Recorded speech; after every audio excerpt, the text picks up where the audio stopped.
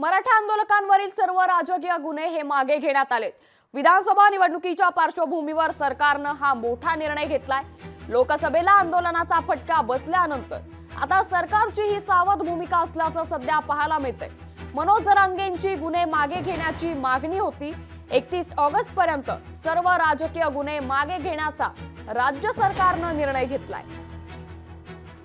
जीवितहानी सोडून जर वित्तहानी आणि राजकीय आंदोलनाच्या केसेस असेल, पण आता कोर्टाने त्याच्यामध्ये एक कंडिशन टाकली आहे, आमदार खासदार सोडून फक्त राजकीय कार्यकर्त्यांचेच गुन्हे मागे घेता येतात, आमदार खासदारांवरचे गुन्हे मागे घेता येत नाही।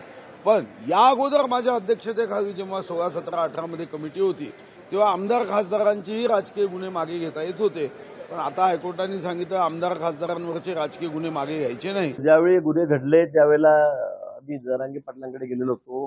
मी 2-3 वेळासाठी 4-5 वेळा गेलो। मी मुख्यमंत्री महोदय त्यांना म्हणजे त्यांची भेट झालेली होती आणि त्यावेळेलाच त्यांची ही मागणी होती आणि मुख्यमंत्री महोदय देवेंद्रजींनी पण वारंवार त्या ठिकाणी सांगितलं होतं की ठीक आहे, हे गुन्हे आम्ही त्या ठिकाणी मागे घेऊ आणि त्या संदर्भामध्ये फक्त टेक्निकल अडचण असते, त्याला ती प्रोसेस असते ती पूर्ण करावी लागते। की लगेच मागे घेऊ म्हटलं कागद दिला की लगेच मागे होतं असं नाही। आता 2-3 महिने त्या गोष्टीला झालेले आहेत, 3-4 महिने झालेले आहेत। हळूहळू ती प्रोसेस सुरू होती, मला वाटतं तरी पूर्ण होण्याच्या मार्गावर असेल म्हणून ते गुन्हे मागे होत आहेत। त्यात काही वेगळं काही आहे असं समजण्याचं कारणच नाही।